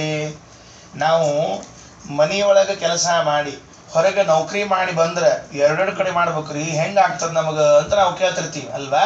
ಹೊರಗೂ ಕೆಲಸ ಮಾಡಿ ಒಳಗೂ ಮಾಡೋದಂದ್ರೆ ಸುಮ್ಮನೆ ಆಗ್ತೇನ್ರಿ ಅಂತ ಹೇಳೋರು ದೇವತೆಗಳನ್ನ ಒಂದ್ ಸರ್ತಿ ನೋಡ್ಬೇಕು. ಅವ್ರು ಹೊರಗೂ ಕೆಲಸ ಮಾಡಿ ಒಳಗೂ ಕೆಲಸ ಮಾಡಿ ನಮ್ಮನ್ನು ಸಾಧನ ಮಾಡಿಸಿ ಮತ್ತದೆಲ್ಲ ಇನ್ನೂ ಬೇರೆ ಬೇರೆ ಕೆಲಸಗಳನ್ನು ಮಾಡ್ತಾ ಇರ್ಬೇಕು. ಅವರೆಲ್ಲ ಅಷ್ಟು ದೇವತೆಗಳು ನಮ್ಮ ಮೇಲೆ ಉಪಕಾರವನ್ನ ಮಾಡ್ತಾ ಇದ್ದಾರೆ. ಅದನ್ನು ಇಲ್ಲಿ ಹೇಳಿದ್ರು, ಶಾಶ್ವತನ ತತ್ತತ್ ಸ್ಥಾನಗಳಲ್ಲಿ ನೋಡುತ್ತಲಿ ಮೋದಿಪರು, ನೋಡ್ತಾ ಇದ್ದು ಸಂತೋಷವನ್ನ ಪಡ್ತಕ್ಕಂಥವನಾಗಿದ್ದಾರೆ ಅಂತ ಹೇಳಿದ್ರು. ಅರ್ಥ ಆಯ್ತಾ? ಈಗ ಇಷ್ಟು ಹೇಳಿದ ಮೇಲೆ ಜಗನ್ನಾಥದಾಸರಿಗೆ ಸಮಾಧಾನ ಆಗೋದಿಲ್ಲ. ಅವರೇನ್ ಮಾಡ್ತಾರೆ ಅಂದ್ರೆ, ಸಂಖ್ಯಾ ಹೇಳ್ಬಿಡೋಣ ಅಂತ ಅವ್ರಿಗೊಂದು ಗಣಿತ ಬಲು ಇಷ್ಟ ಅವರಿಗೆ. ನನಗೆ ಅನ್ಸಿ ಜಗನ್ನಾಥದಾಸರಿಗೆ ಗಣಿತ ಬಲು ಇಷ್ಟ ಅವ್ರಿಗೆ. ಮುಗಿಯಂಗೆ ಇಲ್ರಿ. 5ನೇ ಸಂಧಿ ಇದು ಭೋಜನ ವಿಭಾಗ ಸಂಧಿ ಒಳಗಂತರೂ ದೇವರೇ ಪ್ರೀತಿಪ. ಇಷ್ಟು ಹೇಳೋರೇ ಕನ್ಫ್ಯೂಸ್ ಮಾಡ್ಕೊಂಡ್ಬಿಡೋಕೆ ಅಷ್ಟು ಸರ್ತಿ ಹೇಳ್ತಾರೆ. ಕೊನೆ ಪದ್ಯ ಭೋಜನ ವಿಭಾಗ ಸಂಧಿ ಮುಗಿಯಿತು ಅಂದ್ರೆ 5 ಲಕ್ಷದ ಅಂತ ಮತ್ತೆ ಸಂಖ್ಯೆ ಹೇಳಿ ಮುಗಿಸ್ಬಿಡ್ತಾರೆ. ಅಲ್ಲಿ ಗೊತ್ತಾತ್ ನೀವು ಗಣಿತ ಮಾಸ್ತರ್ ಆಗ್ಬೇಕಾಗಿತ್ತು, ಸುಮ್ಮನೆ ವೇದಾಂತ ಮಾಸ್ತರ್ ಆಗಿರಿ ನೀವು ಅಂತ ತಿಳ್ಕೊಂಡು. ಅಷ್ಟು ಶಬ್ದಗಳನ್ನ ಅಷ್ಟು ಗಣಿತವನ್ನ ತರ್ತಾರೆ. ನೋಡ್ರಿ ಇಲ್ಲಿ ಹೇಳ್ತಾರೆ, 72,000 ನಾಡಿಗಳಲ್ಲಿ ಭಗವದ್ ರೂಪಗಳು ಎಷ್ಟು? ಸತ್ಯ ಸಂಕಲ್ಪನು ಸದಾ 72,034,54,56,000 ಚಿತ್ರಕೃತಿಯೊಳಗೂಡಿ ಪರಮ ಸುನಿತ್ಯ ಮಂಗಳ ಮುಕ್ತಿ ಭಕ್ತರ ತೀರ್ತಿಗನು ತಾನಾಗಿ ಸರ್ವತ್ರದಲ್ಲಿ ಸಂತೈಪ. ಸತ್ಯ ಸಂಕಲ್ಪ ದೇವರ ಹೆಸರು ಮೊದಲು ಸತ್ಸಂಕಲ್ಪ ಅಂತ ಹೇಳಿ ಹಿಂದಿನ ಶ್ಲೋಕದೊಳಗೆ ಶಾಶ್ವತ ಅಂತ ಕರೆದಿದ್ದಾರೆ, ಈಗ ಸತ್ಯ ಸಂಕಲ್ಪ ಅಂತ ಕರೀತಾರೆ. ಆಮೇಲೆ ನೋಡ್ರಿ, ಹಿಂದೆ ಹಿಂದೆ ಹೋದಂತೆ ಒಂದೊಂದೇ ನಾಮಗಳನ್ನ ಹೇಳ್ತಾ ಬರ್ತಿರ್ತಾರೆ. ನಾನು ಏನ್ ಕಂಡಿದ್ದೇನೆ ಒಂದೊಂದು ನಾಮಗಳನ್ನ ಅಂದ್ರೆ, ಪ್ರಾಯಶಃ ವಿಷ್ಣು ಸಹಸ್ರನಾಮದಲ್ಲಿದ್ದ ಒಂದೊಂದು ನಾಮಗಳನ್ನ ಜಗನ್ನಾಥದಾಸರು ತಮ್ಮ ಪದ್ಯದಲ್ಲಿ ಹಾಕೋದ್ ಬರ್ತಾರೆ. ಮೊದಲನೇದೊಳಗ ವಾಸುದೇವ ಅಂತ ಹಾಕಿದ್ರು, ವಿಷ್ಣು ಸಹಸ್ರನಾಮದ ಒಂದು ನಾಮ. ಆಮೇಲೆ 5ನೇ ಪದ್ಯದೊಳಗ ಶಾಶ್ವತ ಅಂದ್ರು, ಅಚ್ಯುತ ಶಾಶ್ವತ ಸ್ಥಾಣು ಅಂತ ವಿಷ್ಣು ಸಹಸ್ರನಾಮದಲ್ಲದ. ಅದಾದ್ಮೇಲೆ ಈ 6ನೇ ಪದ್ಯದಲ್ಲಿ ಏನ್ ತಿಳಿಸಿದ್ರು? ಸತ್ಯ ಸಂಕಲ್ಪ ಅಂದ್ರು. ಹಿಂಗ ನೀವು ನೋಡ್ಕೋತ ಹೋಗ್ರಿ, ಒಂದೊಂದೊಂದೊಂದು ವಿಷ್ಣು ಸಹಸ್ರನಾಮಗಳನ್ನು ಹಾಕಿಬಿಟ್ಟಾರ. ಅಂದ್ರೆ ಇಡೀ ಹರಿಕಥಾಮೃತಸಾರ ಅನ್ನೋದೊಳಗೆ ವಿಷ್ಣು ಸಹಸ್ರನಾಮ ಪೂರ್ಣ ಅಂದಿರ್ಬೇಕ್ರಿ. ಆ ವ್ಯವಸ್ಥೆ ಮಾಡ್ಬಿಟ್ಟ ಜಗನ್ನಾಥದಾಸ. ಪ್ರತ್ಯೇಕವಾಗಿ ವಿಷ್ಣು ಸಹಸ್ರನಾಮ ನೀವು ಅನ್ಲಿಕ್ಕೆ ಹೋಗಬೇಡ್ರಿ. ಹರಿಕಥಾಮೃತಸಾರ ಒಂದ್ಸರ್ತಿ ನೀವು ಪಾರಾಯಣ ಮಾಡ್ಬಿಟ್ರೆ ವಿಷ್ಣು ಸಹಸ್ರನಾಮ ಪಾರಾಯಣ ಮಾಡಿದ್ರೆ ಪುಣ್ಯ ಬಂದಿರ್ಬೇಕು. ಗೊತ್ತೇ ಆಗಿರ್ಬಾರ್ದು. ಒಟ್ಟ ಡಾಕ್ಟರ್ ಔಷಧ ಕೊಟ್ಟಿರ್ತಾರೆ ನೋಡ್ರಿ, ಯಾವ್ದು ಗೊತ್ತಿರ ಒಟ್ಟು ತಗೋತಿರ್ತೀವಿ. ಹಂಗ ತಗೊಂಡಾಗ ಒಳಗಿನ ಕೆಲಸ ಆಗ್ತದೆ ಅಂತ ಹೇಳಿದಂಗ ಒಟ್ಟ ವಿಷ್ಣು ಸಹಸ್ರನಾಮ ಅದು ಇದು ಎಲ್ಲಾ ಸೇರಿಸ್ಬಿಟ್ಟಾರ. ಅದನ್ನೆಲ್ಲ ಸೇರಿಸ್ಕೊಂಡು ನೋಡ್ಕೊಳ್ರಿ. ಒಂದಾಯ್ತು. ಈಗ ಸತ್ಯ ಸಂಕಲ್ಪ ಅಂತ ಕರೀತಾರೆ. ಆ ಸತ್ಯ ಸಂಕಲ್ಪನು ಸದಾ 72,000 ನಾಡಿಗಳಲ್ಲಿ ಏನಾಗಿದ್ದಾನೆ ಅಂತ ಕೇಳಿದ್ರೆ ಎಷ್ಟು ಲೆಕ್ಕ ಹೇಳಬೇಕು? 34,56,000 ಅಂತ ಹೇಳಿದ್ರು. 72,000 ನಾಡಿ ಒಳಗ 34,56,000 ಇದ್ದಾನೆ. ಏನ್ ಸಂಬಂಧ? 72,000 ನಾಡಿ ಒಳಗೆ 72,000 ರೂಪದಿಂದ ಇರ್ಬೇಕಾವ. 34,000 ಎಲ್ಲಿಂದ ಬಂತ? 34 ಲಕ್ಷ ಎಲ್ಲಿಂದ ಬಂತು? ನಾವು ಲೆಕ್ಕ ಹಾಕ್ಬೇಕಾದ್ರೆ ಹೆಂಗೆ ಹಾಕ್ತಿರ್ತೀವಿ? ಒಂದು ನಾಡಿ ಒಂದು ರೂಪ, ಒಂದು ನಾಡಿ ಒಂದು ರೂಪ, ಇಷ್ಟೇ ಲೆಕ್ಕ. ನಮ್ಗೆ ಜಾಸ್ತಿ ಇರೋದೇ ಇಲ್ಲ. ದಾಸರು ಮಧ್ಯದೇನು ಇಂಟು ಇರ್ತದಲ್ಲ ಅದನ್ನ ಹೇಳಂಗೇ ಇಲ್ಲ. ಅವರು ನೀವೇ ವಿಚಾರ ಮಾಡ್ಕೊಳ್ರಿ ಅಂತ ಬಿಟ್ಬಿಟ್ಟಿರ್ತಾರೆ. ನೋಡ್ರಿ, ಹೇಳುವಾಗ ಸತ್ಯ ಸಂಕಲ್ಪನು ಸದಾ 72,034,56,000 ಚಿತ್ ಪ್ರಕೃತಿಯೊಡಗೂಡಿ ಪರಮ ಸುನಿತ್ಯ ಮಂಗಳ ಮೂರ್ತಿ ಭಕ್ತರ ತೆತ್ತಿಗನು ತಾನಾಗಿ ಸರ್ವತ್ರದಲ್ಲಿ ಸಂತೈಪ. ಸತ್ಯ ಸಂಕಲ್ಪ ಸದಾ ಯಾವಾಗಲೂ 72,000 ನಾಡಿಗಳೊಳಗೆ 34,56,000 ರೂಪದಿಂದ ಇದ್ದಾನೆ ಅಂತ ಹೇಳ್ಬಿಟ್ರು. 72,000 ನಾಡಿಗೂ ಏನು ಗುಣಿಸಿದ್ರೆ 34,56,000 ಆಗ್ತದ ಅಂದ್ರೆ ಹಿಂದಿನ ಪದ್ಯದಲ್ಲಿ ಹೇಳಿದ್ದನ್ನು ಎರಡು ಹೇಳ್ಕೋಬೇಕು. ಆ ಹಿಂದಿನ ಪದ್ಯ ಹೇಳಿದ್ದೀನಿ ಎಳ್ಕೊಂಡ್ರಿ ಅಂದ್ರೆ ಕರೆಕ್ಟ್ ಲೆಕ್ಕ ಸಿಗ್ತದೆ. ಹಿಂದಿನ ಪದ್ಯ ಯಾವ್ದು ಎರಡು ಹೇಳ್ಯಾರ? 24 ತತ್ವ, 24 ತತ್ವಾಭಿಮಾನಿಗಳು. ಆ 24 ಕೂಡಿಸಿದ್ರೆ 48, 48 ಗುಣಿಸು 72,000 ಮಾಡಿದ್ರೆ 34,56,000 ಲೆಕ್ಕ ಸಿಗ್ತದೆ. ಹಿಂಗ್ ಲೆಕ್ಕ ಹಾಕ್ಬೇಕದನ್ನು. ಇಲ್ಲೇ ಇದ್ರೆ ಸುಮ್ನೆ ಲೆಕ್ಕ ಬರಲ್ಲ. ಏನ್ ಗುಣಿಸು ಗೊತ್ತಾಯ್ತಲ್ಲ. 24 ತತ್ವಗಳು ಪ್ಲಸ್ 24 ತತ್ವಾಭಿಮಾನಿ ದೇವತೆಗಳು ಈಸ್ ಈಕ್ವಲ್ ಟು 48. 48 ಗುಣಿಸು 72,000 ನಾಡಿಗಳು ಈಸ್ ಈಕ್ವಲ್ ಟು 34,56,000 ರೂಪಗಳು ಅಂತ ಆಯ್ತು. ಈಗ ಅಂದ್ರೆ ನಮಗ ಮನ್ಯಾಗ ಕೂತಲ್ಲೇ ಗಣಿತನೂ ಕಲೀಲಿ. ಹಿಂದಕ್ಕೆ ಸಾಲಿ ಕಲಿಸ್ತಿರ್ಲಿಲ್ಲ ನೋಡ್ರಿ ನಮ್ಮನ್ನ. ಹೆಣ್ಮಕ್ಳು ಸಾಲಿಗೆ ಹೋಗ್ತಿರ್ಲಿಲ್ಲ. ಅದಕ್ಕೆ ದಾಸರ ಅಂದ್ರು ಅಲ್ಲೇ ಗಣಿತನೂ ಒಂಚೂರು ಬರಲಿ ನಮ್ಮ ಹೆಣ್ಮಕ್ಳಿಗೆ ಅಂತ ಹೇಳಿ ಅದ್ರೊಳಗೆ ಗಣಿತ ತರಿಸ್ಬಿಟ್ರು, ಮುಗಿದು ಹೋದ ಕೆಲಸ. ಬಹಳ ಶಾರ್ಪ್ ಮೈಂಡ್ ಇದ್ದವ್ರು ಲಘು ಅರ್ಥ ಆಗ್ತಾವೆ ಇವು, ಇಲ್ಲಾಂದ್ರೆ ಲಘು ಅರ್ಥ ಆಗಿಲ್ಲ ಅಂತ. ಹಂಗದ ಗಣಿತ ಅದು ಆಯ್ತಾ. ಈಗೇನಾಯ್ತು ಅಂದ್ರೆ ಸ್ವಲ್ಪ ಎಕ್ಸ್ಟ್ರಾ ಆಯ್ತು. ಈಗ ಹೊಸಾದ ಮತ್ತೆ ಸಂಖ್ಯಾ ಬಂತು. ಈಗ 72,000 ನಾಡಿಗಳಲ್ಲಿ 72,000 ಭಗವದ್ ರೂಪಗಳು ಇದ್ದೇ ಇದ್ದು, ಅವಂತೂ ಲೆಕ್ಕ ಇದ್ದೇ ಇತ್ತು. ಅದಕ್ಕೆ ನಾವೇನ್ ಮಾಡಿದ್ವಿ ಅಂದ್ರೆ 72,000ಕ್ಕೆ 48ರಲ್ಲೇ ಗುಣಿಸಿದ್ವಿ. ಈಗ ನಾವು 48ರಲ್ಲೇ ಗುಣಿಸೋದು ಅಂದ್ರೆ ಏನಾಯ್ತು ಅಂದ್ರೆ 72,000 ನಾಡಿಗಳಲ್ಲಿದ್ದ ಭಗವದ್ ರೂಪಗಳು 48ರಿಂದ ಅಂದ್ರೆ 24 ತತ್ವಗಳ ಜೊತೆಗೆ ಒಮ್ಮೆ, 24 ತತ್ವಾಭಿಮಾನ ದೇವತೆಗಳ ಜೊತೆಗೊಮ್ಮೆ ಗುಣಿಸಿಕೊಂಡು 34 ಲಕ್ಷ ರೂಪ ಆಯಿತು. ಅಂದ್ರೆ ನಮ್ಮ ದೇಹದೊಳಗ ಒಬ್ಬನ ದೇಹದಲ್ಲಿ ಭಗವಂತ ಎಷ್ಟು ರೂಪದಿಂದ ಇದ್ದಾನ ಅಂದ್ರೆ 34,56,000 ರೂಪದಿಂದ ಇದ್ದಾನ. ಇದು ಎಲ್ಲಿ? ಕೋಶ ಗೀಶ ಅಲ್ಲ, ಬರೇ ನಾಡಿ ವಿಚಾರ. ಕೋಶದ ಮತ್ ಬೇರೆ ಅವ, ಯಾಕಂದ್ರೆ ಹಿಂದೆ ಬಂದ್ಬಿಡೋದು ಕೋಶದ ಗತಿ ಎಲ್ಲ. ಇದನ್ನ ಒಟ್ಟೆಲ್ಲ ಲೆಕ್ಕ ಹಾಕೋತ ಹೋಗ್ಬಿಟ್ರೆ ಮುಗದಂಗ ಆಯ್ತು ಅಂತ ತಿಳಿತದೆ. ಬಟ್ ಒಬ್ಬರ ದೇಹದಾಗ ಕೋಟಿಗಟ್ಟಲೆ ಭಗವದ್ ರೂಪಗಳು ಇರ್ತಕ್ಕಂಥದ್ದಾಗ್ಯಾವ. ಅಂದ್ರೆ ಒಬ್ಬೊಬ್ಬರ ದೇಹದಲ್ಲೂ ಕೂಡ 34,56,000 ರೂಪಗಳು ಭಗವಂತನದ್ದವ. ಇಷ್ಟು ರೂಪದಿಂದ ಪ್ರತಿನಿತ್ಯದಲ್ಲೂ ಕೂಡ ನಮ್ಮನ್ನ ರಕ್ಷಣೆ ಮಾಡ್ತಾ ಇದ್ದಾನೆ ಭಗವಂತ ಅಂತ ತಿಳಿಸಿದರು. ಸತ್ಯ ಸಂಕಲ್ಪನು ಸದಾ 72 ಸಹಸ್ರದೊಳು 34,56,000. ಏನು ಅಂದ್ರೆ ನೋಡ್ರಿ, ಇದ್ರ ಪಾಪ ಚಿತ್ ಪ್ರಕೃತಿಯೊಡಗೂಡಿ ಮತ್ತೊಂದು ಸ್ವಾರಸ್ಯ ತೆಗೆದ್ರು. ಏನು? ಬರೇ ದೇವರನ್ನಷ್ಟೇ ಉಪಾಸನೆ ಮಾಡಬೇಡ್ರಿ, ಆಕೆ ಲಕ್ಷ್ಮಿನೂ ಕರ್ಕೊಂಡು ಉಪಾಸನೆ ಮಾಡ್ರಿ. ಲಕ್ಷ್ಮಿ ಅಂತ ಹೇಳಿಲ್ಲ ಈ ಸರ್ತಿ, ಚಿತ್ ಪ್ರಕೃತಿ ಅಂತ ಕರೀತಾ ಇದ್ದಾರೆ. ಮಹಾಲಕ್ಷ್ಮೀ ದೇವಿಗೆ ಹೆಸರೇನು? ಚಿತ್ ಪ್ರಕೃತಿ ಅಂತ. ಅದೇನು ಮಹಾಲಕ್ಷ್ಮಿಗೆ ಹೊಸ ಹೆಸರು ಚಿತ್ ಪ್ರಕೃತಿ ಅಂತ ಯಾಕೆ ಕರಿಬೇಕಾಯಿತು? ಅದಕ್ಕೆ ಹೇಳಿದ್ರು, ಪ್ರಕೃತಿ ಒಳಗೆ 2 ಪ್ರಕೃತಿ ಅವ. ನಾವು ಕೇಳ್ತಿರ್ತೀವಲ್ಲ, ನಿಮ್ ಪ್ರಕೃತಿ ಹೆಂಗದ ಅಂತ ಕೇಳ್ತಿರ್ತೀವಿ. ಅಲ್ಲ, ನಾವು ಕೇಳೋದೇನು ನಿಮ್ ಪ್ರಕೃತಿ ಹೆಂಗದ ಅಂತ ಕೇಳ್ತಿರ್ತೀವಿಲ್ಲ, ಹಂಗೆ ಕೇಳ್ತಿರ್ತೀವಿ. ನಾವು ಯಾರು ಭೇಟಿ ಆದ್ರೆ ಪ್ರಕೃತಿ ಹೆಂಗದ ಅಂತ ಕೇಳ್ತೀವಿ. ಪ್ರಕೃತಿ ಹೆಂಗದ ಅಂದ್ರೆ ನೆಟ್ಟಿಗಿದ್ದೀರೋ ಇಲ್ಲೋ ಅಂತ ಅರ್ಥ. ಅದಕ್ಕೆ ಬೇರೆ ಇಲ್ಲ, ಆರಾಮಿದ್ದೀರೋ ಇಲ್ಲೋ, ಪ್ರಕೃತಿ ಹೆಂಗದ.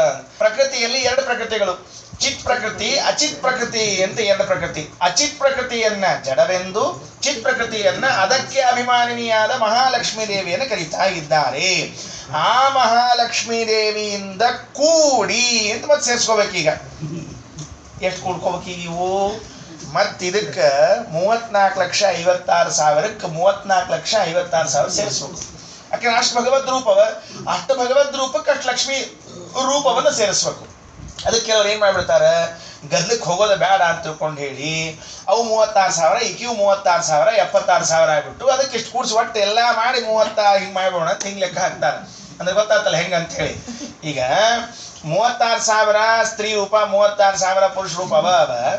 ಅದು 72 ಆದವು, ಇದು ಒಂದು 72. ಹಿಂಗೆ ಮಾಡಿ ಅದನ್ನ ಒಟ್ಟು 3 ಲಕ್ಷ 34 ಲಕ್ಷ ಮಾಡಿಬೋಣ ಅಂತ ಹಂಗೆ ಮಾಡ್ಲಿಕ್ಕೆ ಬರಂಗಿಲ್ಲ.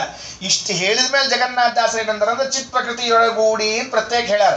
ಅಂದ ಮೇಲೆ 34,56,000 ಲೆಕ್ಕ ಇಟ್ಟುಕೊಂಡು ಅದರ ಮೇಲೆ ಪ್ರತ್ಯೇಕವಾಗಿ ಇವುಗಳನ್ನೆಲ್ಲವನ್ನ ಸೇರಿಸ್ಕೊಳ್ಬೇಕು. ಇಷ್ಟು ಲಕ್ಷ್ಮೀ ರೂಪಗಳು ನಮ್ಮಲ್ಲಿ ಇವೆ. ನಿತ್ಯ ಪರಮ ನಿತ್ಯ ಸುಮಂಗಳ ಮೂರ್ತಿ ಭಕ್ತರ ತೆತ್ತಿಗನುತಾನಾಗಿ. ಭಕ್ತರ ತೆತ್ತಿಗ ಅಂದ್ರೆ ಏನು? ಸೇವಕ ಅಂತ ಅರ್ಥ. ಸೇವಕನಿಗೆ ಏನ್ ಕರೆದಿದ್ದಾರೆ? ತೆತ್ತಿಗ ಅಂತ ಕರೀತಕ್ಕಂಥವರಾಗಿದ್ದಾರೆ. ನೋಡ್ರಿ, ಬಹಳ ಆಶ್ಚರ್ಯ. ಅವನಿಗೆ ಕರೆಯೋದು ಭಕ್ತರ ಸೇವಕ ಅಂತವ. ಅವೇನು ಭಕ್ತರ ಸೇವಕ ಗೊತ್ತಿಲ್ಲ ನಮಗೆ. ಭಕ್ತರನ್ನ ಬಹಳ ನಾವು ಅವನ ಸೇವಕರೋ ಅವ ನಮ್ಮ ಸೇವಕನೋ? ನಾವು ಅವನ ಸೇವಕರು. ಆದರೆ ಸೇವೆ ಮಾಡಿ ಮಾಡಿ ಮಾಡಿ ಅವನ ಪ್ರೀತಿಯನ್ನು ಸಂಪಾದನೆ ಮಾಡಿಬಿಟ್ರೆ ಅವನೇ ನಮಗೆ ಸೇವಕನಾಗಿ ಇಟ್ಬಿಡ್ತಾನೆ. ಕರುಣಾ ಸಂಧಿಯಲ್ಲಿ ಹೇಳಿದ್ರಲ್ಲ, ಏನು ಅಣುಗನಂದದಲ್ಲಿ ಅವರ ವಶನಾಗುವ ಇವನ ಕಾರುಣ್ಯಕ್ಕೇನಂಬೆ ಅಂತ ಕರೀತಾರೆ. ಅಣುಗ ಅಂದ್ರೆ ಸೇವಕ. ಬತ್ತಲ್ಲೂ ಕೂಡ ಸೇವಕನಂತೆ ವಶನಾಗಿ ಬಿಡುತ್ತಾನೆ ಪರಮಾತ್ಮ ಅಂತ ತಿಳಿಸ್ತಾ ಇದ್ದಾರೆ. 6ನೇ ಪದ್ಯದ ತನಕ ಇದನ್ನು ಹೇಳಿ, ಏನೋ ಲೆಕ್ಕ ನಾಡಿ ಎಲ್ಲ ಹೇಳಿ ಸ್ವಲ್ಪ ತಲೆ ಬಿಸಿ ಆಗ್ಯದ ಅಂತ ಹೇಳಿ ಮತ್ತೊಂಚೂರು 7ನೇ ಪದ್ಯದೊಳಗೆ ಏನು ಮಾಡಿಬಿಡ್ತಾರೆ ಅಂದರೆ ಚೂರು ಚೇಂಜ್ ಮಾಡಿಬಿಡ್ತಾರೆ. ಸ್ವಲ್ಪ ಜನರಲ್ ವಿಷಯ ತಗೋಣ ಅಂತ ಹೇಳಿದ್ರಿ.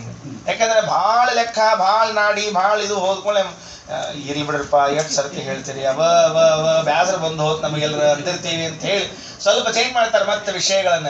ಏನು ಅಂದ್ರೆ ಮಣಿಗಳೊಳಗೀಗ ಸೂತ್ರದಂದದಿ ಪ್ರಣವ ಪದ್ಯನು ಸರ್ವಚೇತನ ಗಣದೊಳಿದ್ದನ ಮನತ ಸಂತೈಸುವನು ತನ್ನವರ ಪ್ರಣತ ಕಾಮದ ಭಕ್ತ ಚಿಂತಾಮಣಿ ಚಿದಾನಂದೈಕ ದೇಹನು ಅಣು ಮಹದ್ಗತರಲ್ಪರೋಪಾದಿಯಲ್ಲಿ ನೆಲೆಸಿಪ್ಪ.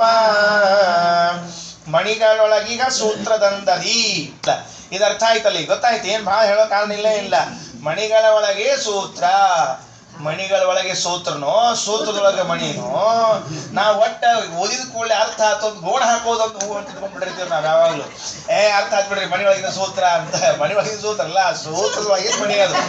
ಯಾಕೆ ಮಣಿಗಳ ನಿಲ್ಬೇಕಾದ ಸೂತ್ರ ಬೇಕ್ರಿ. ನಾವೇನ್ ತಿಳ್ಕೊಂಡ್ಬಿಟ್ಟಿವಿ, ಮಣಿ ಒಳಗೆ ಸೂತ್ರದ ಅಂತ ತಿಳ್ಕೊಂಡ್ಬಿಟ್ಟಿವಿ. ಅಲ್ಲಿ ಬರೆದ್ ಹೆಂಗ ಬರ್ದಾರ, ಮಣಿಗಳೊಳಗೀಗ ಸೂತ್ರ ಬರ್ತದೆ ಅಂತ ಬರೆದಿದ್ದಾರೆ. ಆದ್ರೆ ತಿಳಿಬೇಕಾದದ್ದು ಸೂತ್ರದಲ್ಲಿ ಮಣಿಗಳು ವಿಷಯ. ನೋಡ್ರಿ, ಯಾವುದು ನೋಡ್ಲಿಕ್ಕೆ ಸರಳ ಅಂತ ಅನ್ಸಿರ್ತದೆ ಅದೊಂದು ಸ್ವಲ್ಪ ಉಲ್ಟಾ ಇರ್ತದೆ. ಅದು ಉಲ್ಟಾ ಮಾಡಿ ನೋಡ್ಬೇಕಾಗ್ತದೆ. ಅದನ್ನ ನಾವು ಹಂಗೆ ತಿಳ್ಕೊಂಡಿರ್ತೀವಿ. ಅದಕ್ಕೆ ಯಾಕೆ ಹೀಗೆ ಹೇಳಬೇಕು ಅಂದ್ರೆ, ಮಣಿಗಳು ಸಾಲಾಗಿ ನಮಗೆ ಕಾಣಬೇಕಾದ್ರೆ ಸೂತ್ರ ಪ್ರಧಾನ. ಸೂತ್ರ ಇಲ್ಲದೆ ಇದ್ರೆ ಮಣಿಗಳು ಕೂಡ್ಲಿಕ್ಕೆ ಸಾಧ್ಯ ಇಲ್ಲ. ನಮ್ಮನ್ನೆಲ್ಲ ಮಣಿಗಳು ಅಂತ ಕರೆದು ಭಗವಂತನನ್ನು ಸೂತ್ರ ಅಂತ ಕರೀತಾ ಇದ್ದಾರೆ. ಆದ್ರಿಂದ ಗೀತೆಯಲ್ಲಿ ಹೇಳಿದ ಮಾತಿದು, ಮೈ ಸರ್ವಮಿದಂ ಪ್ರೋತಂ ಸೂತ್ರೇ ಮಣಿಗಣ ಇವ ಅಂತ ಗೀತೆಯಲ್ಲಿ ಹೇಳಿದ್ದು. ಅದನ್ನೇ ಇಲ್ಲಿ ತೆಗೆದುಕೊಂಡು ಜಗನ್ನಾಥದಾಸರು ಹೇಳ್ತಾ ಇದ್ದಾರೆ. ಸೂತ್ರ ಭಗವಂತ, ಮಣಿ ನಾವು. ಮಣಿಗಳು ಸಾಲಾಗಿ ಅವಹಾರದೊಳಗ ಅಂದ್ರೆ ಅದಕ್ಕೆ ಕಾರಣ ಸೂತ್ರ. ಕಾರಣ ಸೂತ್ರ ಸುಸೂತ್ರ ಇದ್ರೆ ಮಣಿ ಸರಳ ಇರ್ತಾವ. ಸೂತ್ರದೊಳಗ ಒಂಚೂರು ಏನಾರ ವ್ಯತ್ಯಾಸ ಆದ್ರೆ ಮಣಿ ಉದುರಿ ಬೀಳ್ತಾವ. ಇಷ್ಟ ವ್ಯತ್ಯಾಸ, ಬೇರೆ ಏನು ಇಲ್ಲಪ್ಪ. ಸ್ವಲ್ಪ ಆಮೇಲೆ ಮತ್ತೆ ಇದರ ವಿಷಯವನ್ನ ಹೇಳ್ತೇನೆ. ಪ್ರಣವ ಪಾದ್ಯನು ನೋಡ್ರಿ, ಮತ್ತೆ ಪ್ರಣವ ಅಂತ ಒಂದು ಹೆಸರು. ವಿಷ್ಣು ಸಹಸ್ರನಾಮದಲ್ಲಿ ದೇವರಿಗೆ ಪ್ರಣವ ಅಂತ ಕರೀತಾರೆ. ಪ್ರಣವ ಅಂದ್ರೆ ಓಂಕಾರ. ಓಂಕಾರ ಅಂತ ದೇವರ ಹೆಸರಲ್ಲ, ಓಂಕಾರದಿಂದ ಪ್ರತಿಪಾದ್ಯ, ಓಂಕಾರದಿಂದ ಸ್ತುತ್ಯ. ಅದಕ್ಕೆ ಪ್ರಣವ ಪಾದ್ಯನು ಅಂತ ಕರೀತಾರೆ. ಸರ್ವಚೇತನ ಗಣದೊಳಗಿದ್ದು, ಸರ್ವಚೇತನ ಗಣದೊಳಗೆ ಇದ್ದು, ಎಲ್ಲಾ ಚೇತನ ಜೀವರಾಶಿಗಳೊಳಗೆ ಇದ್ದು, ಅನವರತ ಯಾವಾಗಲೂ ತೈಸುವನು ತನ್ನವರ. ತನ್ನವರು ಅಂತ ಯಾರಿದ್ದಾರೆ ಅವರನ್ನೆಲ್ಲರನ್ನು ರಕ್ಷಣೆ ಮಾಡ್ತಾನೆ. ಯಾರು ತನ್ನವರಲ್ಲ? ಎಲ್ಲರೂ ತನ್ನವರೇ, ಎಲ್ಲರೂ ರಕ್ಷಣೆ ಮಾಡ್ತಾನೆ. ತನ್ನವರು ಅಂತ ಹೇಳಿದ್ಯಾಕೆ ಅಂದ್ರೆ, ತನ್ನನ್ನ ನಂಬಿದವರು ಅಂತ ಏನಿದ್ದಾರೋ ಅವರನ್ನ ವಿಶೇಷವಾಗಿ ರಕ್ಷಣೆ ಮಾಡ್ತಾನೆ. ಪ್ರಣತ ಕಾಮದ, ನಮಸ್ಕರಿಸಿದವರಿಗೆ ಅವರು ಕೇಳಿದ್ದನ್ನ ಕೊಡ್ತಾನೆ. ನಮ್ಗೆ ಕೊಟ್ಟೇ ಇಲ್ಲಪ್ಪ, ಇಷ್ಟು ಸಾಕು ಕೊಟ್ಟೇ ಇಲ್ಲ, ನಮಗೆ ಕೊಡ್ಲೇ ಇಲ್ಲಲ್ಲ. ನಾವು ಕೇಳಿದ್ದನ್ನೆಲ್ಲ ನಾವು ಕೇಳಿದ್ ಕೊಟ್ಟಾನ ದೇವರು. ನಾವು ಪ್ರಣತ ಕಾಮದ ಅಂದ್ಕೊಂಡು ಎಲ್ಲಾರು ದೇವ್ರೆಲ್ಲ ಕೇಳಿದ್ ಕೊಟ್ಬಿಡ್ತಾನೆ. ಯಾಕೆ ಕೊಡ್ತಾನವ? ನಾ ಕೇಳ್ತೀನಿ, ಕೊಡಪ್ಪ ನನಗೊಂದು 50 ಕೋಟಿ ರೂಪಾಯಿ ಕೊಡು ಅಂತ ಕೇಳ್ತೀನಿ. ನಾವು ಕೊಡ್ತಾನೆ, ನನಗೆ ಕೊಡೋದಿಲ್ಲ. ಅವ ಯಾಕೆ ಕೊಡೋದಿಲ್ಲ? ಅದಕ್ಕೆ ಹೆಸರೇ ಹೆಂಗದ, ಪ್ರಣತ ಕಾಮದ. ನೀನು ಕೇಳಿದ್ದು ಕೊಡೋದಲ್ಲ, ನಿನಗೆ ಯಾವುದು ಯೋಗ್ಯ ಅದನ್ನ ಕೊಡೋದಾದ್ರಿಂದ ಪ್ರಣತ ಕಾಮದ. ಇಷ್ಟೇ ವ್ಯತ್ಯಾಸ. ನಾವು ಕೇಳಿದ್ದನ್ನ ಕೊಡೋದಲ್ಲ, ನಮಗೆ ಯೋಗ್ಯವಾದದ್ದನ್ನು ಕೊಡೋದು ಪ್ರಣತ ಕಾಮದ. ನಮಗೆ ಬೇಕಾದ ಅನಿಸ್ತದೆ. ನನಗೂ ಭಾರತದ ಪ್ರಧಾನಮಂತ್ರಿ ಆಗ್ಬೇಕು ಅಂತ ಅನಿಸ್ತದ, ನಂಗೆ ಅನಿಸ್ತದೆ. ಕೊಡ್ಬೇಕಮ್ಮ ದೇವರು, ನೀ ಭಾರತದ ಪ್ರಧಾನಮಂತ್ರಿ ಎಲ್ಲ, ಮನ್ಯಾಗ ಮೊದಲು ಮಂತ್ರಿ ಆಗ, ಆಮೇಲೆ ಭಾರತ ಪ್ರಧಾನಮಂತ್ರಿ ಆಗ್ಬೇಕು. ಮನ್ಯಾಗ ಮೊದಲು ಕ್ವೀನ್ ಇರ್ತಾಳ, ಆಮೇಲೆ ನೀ ಮಂತ್ರಿ ಆಗ್ಬೇಕು. ಯಾಕಂದ್ರೆ ನಾವು ಈ ಕ್ವೀನಿನ ಕೆಲಸ ಎಲ್ಲ ಆದ್ಮೇಲೆ ಮುಂದೆ ಒಂದದ ಏನಿರಂಗಿಲ್ಲ, ಹೋಮ್ ಮಿನಿಸ್ಟರ್ ಕೆಲಸ. ಅದಕ್ಕೆ ನೀ ಮನ್ಯಾಗ ಮೊದಲು ಮಂತ್ರಿ ಆಗಪ್ಪ, ಆಮೇಲೆ ನೋಡೋಣ ಅಂತ ಹೇಳ್ತಾರೆ. ನಮ್ಮ ಇಚ್ಛೆಗೆ ಬಂದದ್ದನ್ನು ಕೊಡೋದಲ್ಲ, ನಮ್ಮ ಯೋಗ್ಯತೆಗೆ ಯಾವುದು ಸರಿಯಾಗಿದೆಯೋ ಅದನ್ನ ಕೊಡ್ತಾನೆ. ನೋಡ್ರಿ, ಇಷ್ಟು ವ್ಯತ್ಯಾಸ. ನಾವು ತಿಳ್ಕೊಂಡದ್ದೇನು, ನಮಗೆ ಬೇಕಾದದ್ದನ್ನೆಲ್ಲ ಕೊಡ್ತಾನೆ. ನಾವು ಬೇಕಾದದನ್ನು ಕೊಡೋನಲ್ಲ. ನಮ್ಮ ಯೋಗ್ಯತೆ ಇದೆಯಾ ಅದನ್ನು ಕೊಡ್ತಾನೆ. ನಾವು ಮಾಡ್ತೀವೋ ಇಲ್ಲ, ನಮ್ಮ ಮಕ್ಕಳಿಗೆ ಏನ್ ಮಾಡ್ತಿರ್ತೀವಿ, ಅದು ಕೇಳಿದ್ದೆಲ್ಲ ಕೊಡ್ತೀವ ನಾವು. ನಮ್ಮ ಮಗು ಕೇಳ್ತದೆ, ನನ್ ದಿವಸ ಐಸ್ ಕ್ರೀಮ್ ಬೇಕು ಅಂತ ತಿಳ್ಕೊಂಡು. ಜ್ವರ ಬಂದಿರ್ತದೆ ಮಗು, ಐಸ್ ಕ್ರೀಮ್ ಕೊಡಿಸ್ತೀರಾ ನೀವು? ಕೊಡ್ಸಂಗಿಲ್ಲ. ಮತ್ತು ಕೇಳಿದ್ ಕೊಡಿಸ್ತಾರ ಅಪ್ಪ ಅಮ್ಮ ಅಂದ್ರೆ ಅರ್ಥೇನು? ಕೇಳಿದ್ ಕೊಡಿಸ್ತಾರಲ್ಲ, ಅದಕ್ಕೆ ಯಾವ್ದು ಯೋಗ್ಯ ಅದನ್ನು ಕೊಡಿಸ್ತಾರ ಅಂತ ಅರ್ಥ ಅದಕ್ಕೆ. ಹಾಗಾದ್ರೆ ಭಗವಂತ ನಮಗೆ ಯಾವುದು ಯೋಗ್ಯವೋ ಅದನ್ನು ಕೊಡಿಸ್ತಾನೆ ವಿನಃ ಕೇಳಿದ್ದನ್ನೆಲ್ಲ ಕೊಡ್ತಾನೆ ಎಂಬ ಭಾವನೆಯನ್ನ ಇಟ್ಕೊಳ್ಬಾರ್ದು. ಪ್ರಣತ ಕಾಮದ ಭಕ್ತ ಚಿಂತಾಮಣಿ. ದೇವರ ಎಂಥವನು ಅಂದ್ರೆ ಭಕ್ತರಿಗೆ ಚಿಂತಾಮಣಿ, ಮತ್ತೆ ಚಿಂತಿಸಿದ್ದನ್ನೆಲ್ಲ ಕೊಡತಕ್ಕಂಥವನಾಗಿದ್ದಾನೆ. ಚಿದಾನಂದೈಕ ದೇಹ, ದೇವರು ಜ್ಞಾನಾನಂದ ಸ್ವರೂಪಿಯಾಗಿದ್ದಾನೆ. ಅಣುಮಹದ್ಗತ, ದೊಡ್ಡ ಪದಾರ್ಥದಲ್ಲೂ ಇದ್ದಾನೆ, ಚಿಕ್ಕ ಪದಾರ್ಥದಲ್ಲೂ ಇದ್ದಾನೆ, ಅಲ್ಪರೂಪಾದಿಯಲ್ಲಿ ನೆಲಸಿಪ್ಪ. ಇಷ್ಟಿದ್ದು ತಾ ಅಲ್ಪ ಅಂತಿರ್ತಾನೆ. ಒಟ್ಟ ಯಾರಿಗೂ ತನ್ನ